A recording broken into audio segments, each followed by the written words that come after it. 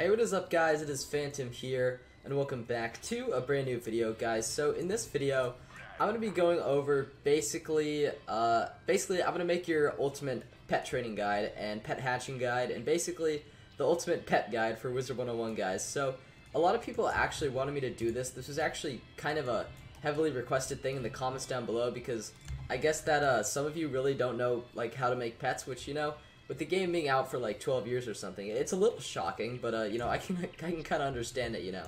Obviously, you know, the thing I want to prevent is a bunch of noobs running around with like a first gen Piggle, right? I don't want to see that anymore, guys. So after this video, you guys will have no excuses of what to do. Okay, the music's just a little bit too loud for me there, guys. But okay, basically, I'll just basically run through a couple things that you guys need to know. So here's some basics. First of all, so basically, you're not going to want a first-gen pet. And what I mean by a first-gen pet is basically a pet that, let's say, you get from a battle, or you buy from, like, the pet shop over here, or just, like, you know, from any vendor, basically. That is a first-gen pet. That is because, obviously, first generation, it came from an outside source that, like, you know, wasn't another player, right? So, obviously, that's a first-gen pet. Usually first-gen pets, unless they're from the decathlon, unless they're decathlon hamsters or something, they'll usually have pretty horrid stats, stats that you don't want, basically. Sadly, a lot of us have to start out with these first-gen pets. I'm pretty sure, yeah, everyone has to start out with a first-gen pet, and basically, what you gotta do is you have to work your way up to the talents that you want, guys. So, some talents that you might want for your pet, it really depends on the build you're going for. I know a very popular build on your pet is a triple-double, and basically what that is I don't think I have a triple-double on me. This is the closest thing I have, but it's basically double resist, so 2 resist talents, and 3 damage talents, okay? This one's a single resist and quad damage talents because, you know, I prefer more damage, but, you know, it all comes down to personal preference, basically. So, basically, to get the talents that you want, you're going to need to hatch your pet. That's really the only way. So, obviously, what you could do is you could get a friend. You guys could go to the hatchery here. And basically, there's also a hatchmaking tomb, too, if you want to read it. But, I don't know, you really don't have to. I think that's pretty optional. But what you're going to want to do is you're going to want to come in here. This is if you have a friend with, like, a good pet that you want that, like, is willing to hatch with you. Basically, what you're going to want to do is you're going to want to go to these hatchers, these little hatching sigils here.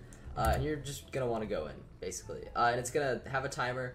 And basically, once the timer runs out, you're going to want to, basically select your pet.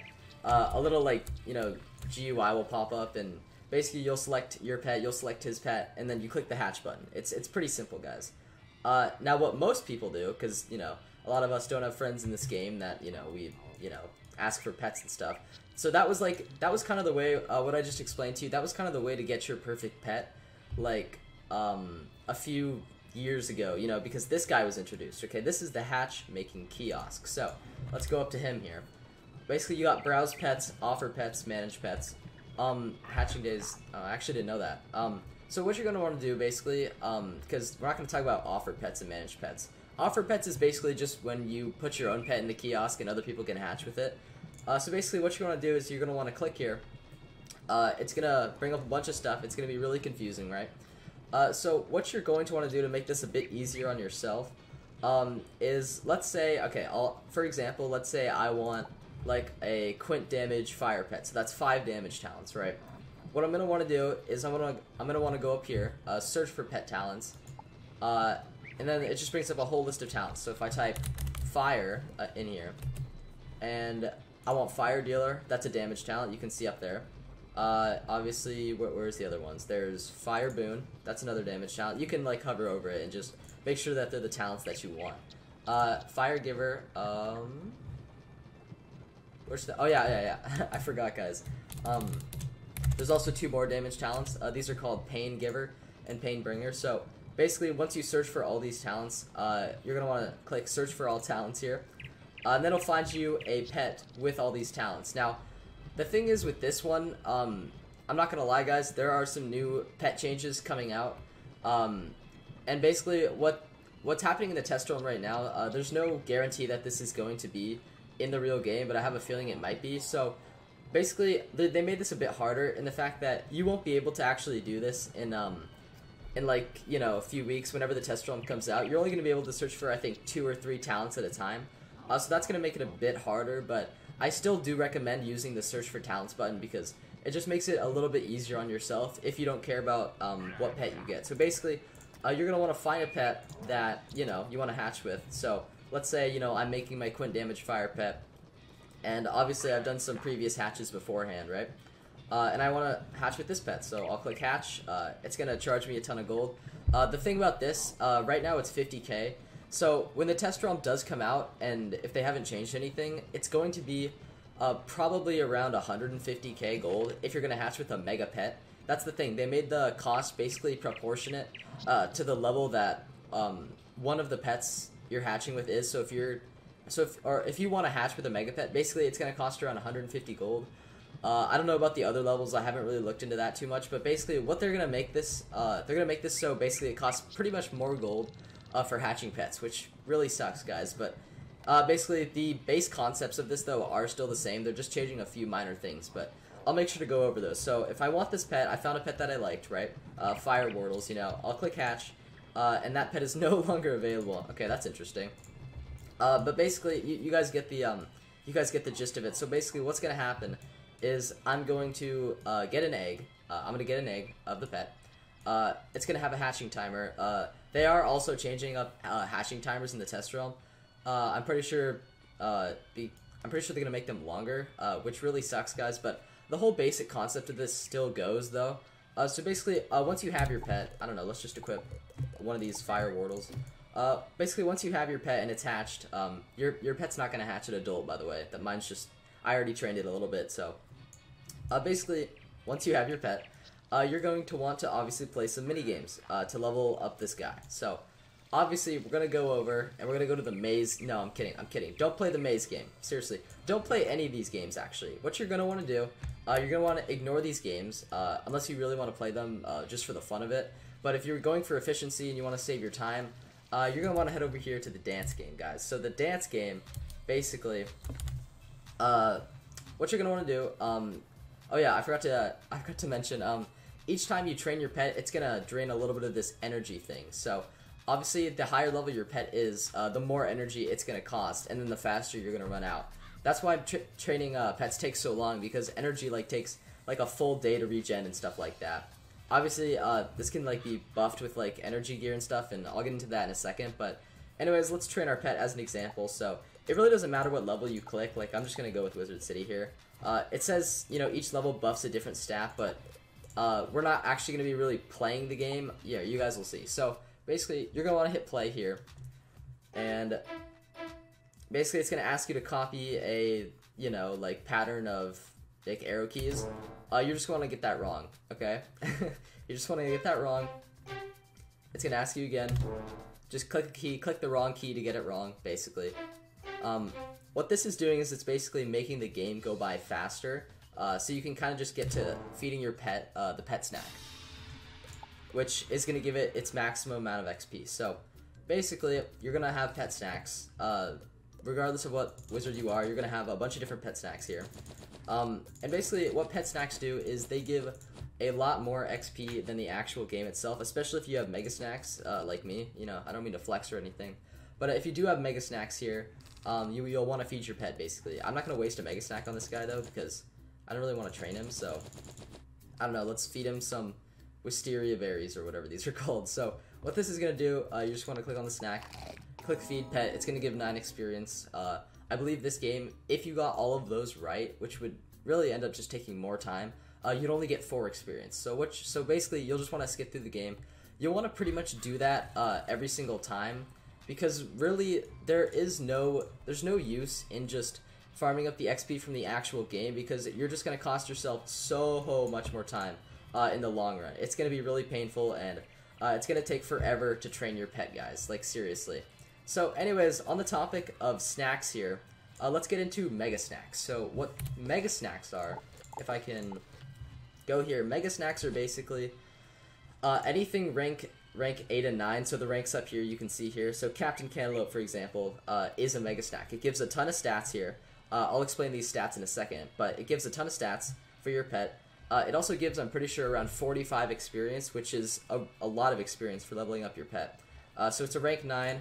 Obviously, these chocolate crickets, they're a rank 8. They give a pretty decent amount of stats too. That does count as a mega snack, but anything 7 and below, oh, you can actually, okay, you can destroy your pet snacks if you want to. Anything 7 and below, though, isn't going to give you a ton of XP.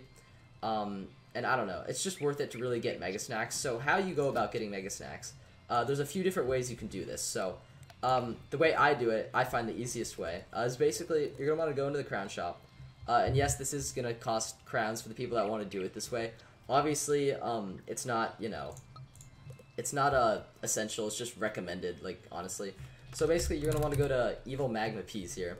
So these are basically a plant, obviously. You're going to need to have rank 4 in gardening. So if you haven't started gardening, I would definitely do that, because gardening is definitely worth it, okay? You're really going to want to start gardening here. So you're going to want to, obviously, buy some Evil Magma Peas here. And you're going to want to, obviously, plant them. You're going to want to plant them. You're going to want to make a huge farm of them, basically, because you're going to want to be farming, like, a ton of mega snacks, like, every week, guys, seriously. It's definitely worth it. I'm trying to go to my house here so I can show you guys, but it's not loading, so I guess I'll see you guys at my house then. Alright guys, so we're in my humble abode here, and let's head over to the Evil Magma Peas here. So these are the plants, obviously, you get in the crown shop. So basically, what you want to do with these guys, what you're going to want to do is, so basically, I have a stack plot right here. This is basically, it still works. I'm pretty sure you can still do this in 2020, basically. So obviously, I could make a whole tutorial about stacking plots later, but really, this is kind of just optional. You don't have to stack your plots. Like, normally, farms like wouldn't look like that, and I'm just gonna get away from the Evil Magma Peas a little bit because their sounds are just very loud. But basically, your farm isn't gonna look exactly like this. You can pretty much start out with like a basic like 1-layer plot of EMPs. I think that'll work. Obviously, so basically, you're gonna want to tend to these guys as a normal plant, and basically, when they're elder, at their elder harvest, you're gonna get 1 mega snack per Evil Magma Pea that you have. So that's obviously really, really good. So basically, you'll want to have as many of these as you can. You can either buy them from the crown shop, or if you're a bit of a higher level, you can definitely farm some bosses in the higher level worlds for them. I can't help you with that, though, guys. You're going to have to look that up on your own. So basically, that's how you get a ton of mega snacks. You can also farm couch potatoes. They're also a really, really good plant for that kind of stuff. You can farm, like, actually, probably, I would say couch potatoes are a little bit easier to get than Evil Magma Peas. So if you want to farm for those, that's honestly fine. I mean, they both really do work for mega snacks. So obviously you'll want to get those mega snacks to train up your pets really fast. So let's get into the stats of your pet, basically. So I'll use Chase here as an example. So Chase basically has strength, or every pet has strength, intellect, agility, will, and power. So obviously a lot of people want to max out all their stats.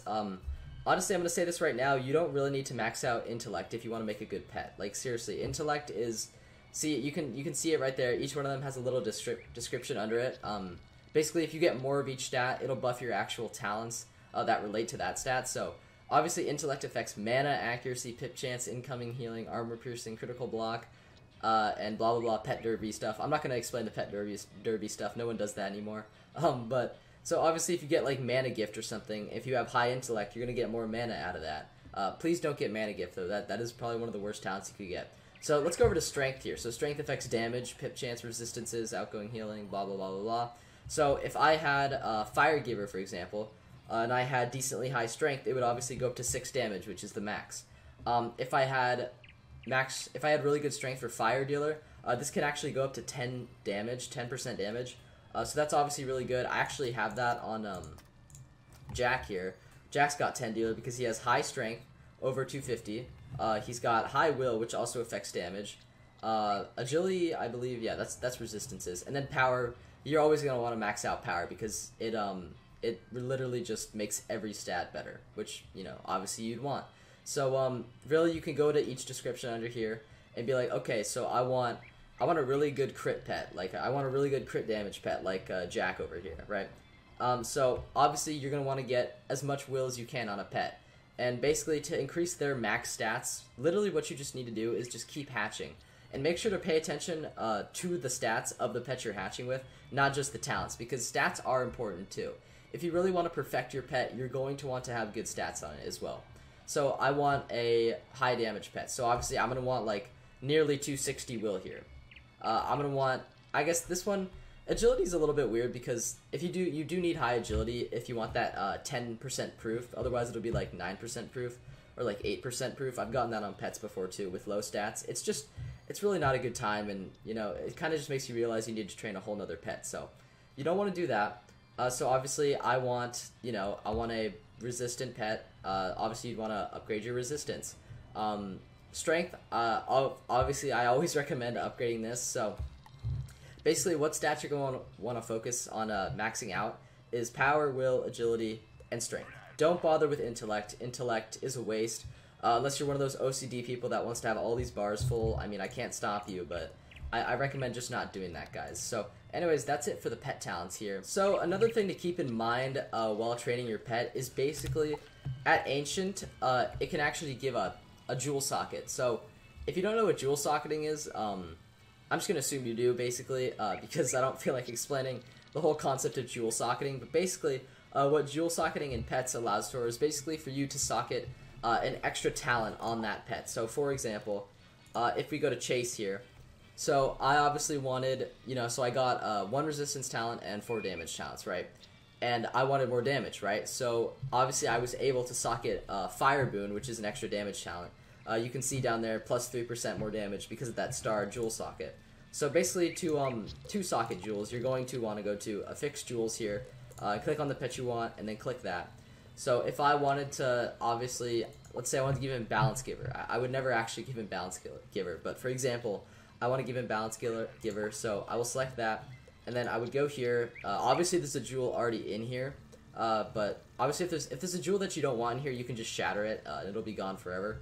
But let's say I did want the Balance Giver, usually there would not be a jewel already right here, so I click that, and then you just click Affix, and that would give your pet basically an extra pet talent. You cannot give your pet, however, the same pet talent from a jewel. So let's say Chase here has already has Fire Dealer, right? I can't socket a second Fire Dealer onto that. It needs to be a talent that your pet already doesn't have. So, it just goes to show that a little bit of planning is definitely recommended when you're like training your pet. You definitely want to know what you want because it's just gonna make finding what you want a little bit easier. If you already know in your head, you've already like prepared stuff for it. Let's say, I don't know, you've already farmed for your Fire Giver jewel because you're gonna socket that onto that pet. But it all basically depends on like what you hatch with and what you get. Usually the pet socketing comes after you train it to Mega and get all of the talent slots filled. So I do recommend that, obviously, guys. Another thing that you can do, guys, to increase your pet energy here, which is obviously what you use to train your pets, in order to train your pets more, you're gonna want more energy, guys. So basically, how you get more energy, how you go about it is basically you're going to want energy gear. And how you get this energy gear, it kind of depends. So obviously there's like some energy gear in the Crown Shop that like, I don't know, it's called like the Beast something. Beast Master set, yeah. This stuff gives you a little bit more pet energy. As you can see, it gives you plus 18 energy. You could obviously buy like something like this, or what I'd like to do, basically, there will be certain packs that come into the Crown Shop. I don't think there's any at the moment that contain energy gear, or at least not really good energy gear, but basically some packs that you'll want to look out for if they ever come back, that have really like good energy gear, like such as the Alpine Hunter set, which obviously you can see this gives like a crap ton of energy, and you'll want all this, and there's energy wands too and stuff like that. So obviously that's how you can tell. There's also some other certain wands with energy on them as well, like if I can find it here. Where's my revered weapon? I'm trying to think. There it is. Plus 11 max energy, so obviously there is some gear in the game that does give you extra pet energy, so that's good. Basically, you're gonna want to buy those certain packs to get this kind of energy gear, and you'll obviously recognize it when it pops up because it'll say plus pet energy. So basically, some sets to look out for, or some packs to look out for with the sets that you want are the, I believe the like, I'm trying to think what it's called exactly. It's called like the Yule Logger pack, I think. You want to look out for the Yule Logger pack. That's kind of hard to say. Around Christmas time. You'll also want to look out for the Wyvern's Horde pack. I don't think that's a pack anymore, because they removed it, which really sucks. So you want to look out for the Wyvern's Horde pack when that comes back. Basically look for the Green Warden's energetic set. That'll give you a lot of energy as well. And then I'm sure there's some other, oh, actually, also, actually right now there's the Elvin Nightmare Pack. I don't know if it's still going to be in the Crown Shop, when this video goes up, because, it's only for this weekend and it's Saturday right now, so. But this pack also, gives you energy gear. I don't know if I have any on me. It does not look like it. Okay, so it gives basically the Light Elf set, which is just plus a ton of pet energy as well. Almost as good as the Yule Logger pack, but anyways, you guys get the idea. So yeah, that's how to get, you know, a lot of energy for your pet. So another thing that you're going to come across in certain pets here is that they're going to give a card, basically. And what I recommend with this is find a pet. Obviously, you're probably going to want to find a pet that looks cool, so find a pet that looks cool. I mean, there's plenty of them, really. You're not going to find much trouble with that. Find a pet that looks cool, and also gives a card that you actually want. So obviously this Fire Wardle here gives a Hex card, so that's pretty good already. Chase here gives a Wraith, which isn't great for my Fire Wizard, but I'm sure some people would appreciate. Jack here gives a whole array of cards. He gives Dark Pact, Steel Charm, Avenging Fossil. That Dark Pact is pretty useful here. But basically, obviously, you could, if you want to go back into the kiosk here, you could go back to basically what pets you want. And let's say I want a Burning Dryad. You could browse pets by type, because let's say I really want the Super Dryad that this card gives or something, or I really want the Link spell that this gives, or the Triage, you know? You could obviously search for pets like that. There's plenty of pets with good stats if you do browse pets by type. I would never browse pets by pedigree. I don't think. Yeah, no, don't browse pets by pedigree. I don't think that's worth it at all. But if you do want to browse pets by their type. Let's say I really want an Ember Golem pet. Then I'll browse pets, and it'll only give me Ember Golems that pop up. And then obviously you look at the talents that you want and see if they match up. Then you can hatch with them. So, anyways, I don't think there's much else to explain here. There's also another update coming out in the test realm that basically gives pets like a special attack, like an extra spell that basically gets put into your deck. That really depends on what pet you have, though, and I think that's only coming on the new pets, so yeah, I don't know about that, but yeah, anyways, I do hope this guide helped you a little bit. I hope you just, I don't know a little bit more about pets than you did. Guys, I want to see all of you with perfect pets out there. I know it's hard. It's definitely going to take some time, because obviously there's a high chance of your pet failing and getting a talent that you just don't want. And basically what you need to do when that happens, you just take that pet, because it obviously has some of the good talents copied onto it already. This is your second gen pet, by the way, that you'd hatch your first gen pet. You'd hatch your first gen pet with someone's pet in here, and then get your second gen pet. If your second gen pet gets a talent you don't want, basically just make sure it's like at least at adult level so you can hatch it, and then just rehatch. Preferably with a different pet, though, that has just similar talents, and basically you just keep doing that until you get the pet you want, guys. So anyways, I hope this guide helped you a little bit. Obviously, there's going to be some changes coming in the test realm. I don't know in what state the test realm will be at when this video goes out. It might already be out already, and pet training could be changed for good, or these rules could still uphold. But basically, the core, you know, amount of changing the core. What am I saying? The core basis of like training your pets, though, is still going to stay the same. Another thing that they're adding is pet mastery. So basically what that is if you play a minigame a certain number of times, you'll pretty much be able to skip through that minigame, which is a change I actually like. I hope they'll keep that one. But anyways, guys, hopefully I explained the basics of pet training, though, and pet hatching to you. Well, hopefully this helped you in getting your perfect pet. I wish you all luck, because it is a hard world out there. Do not expect to get a perfect pet on your first try. Although that does happen, it's kind of a low chance, and I don't know, I don't want you all to be disappointed. So hopefully this helped you guys. You could leave a like if it did, or subscribe for more videos like this in the future, guys. I hope you all did enjoy. I will see you guys in the next video, and take care, guys.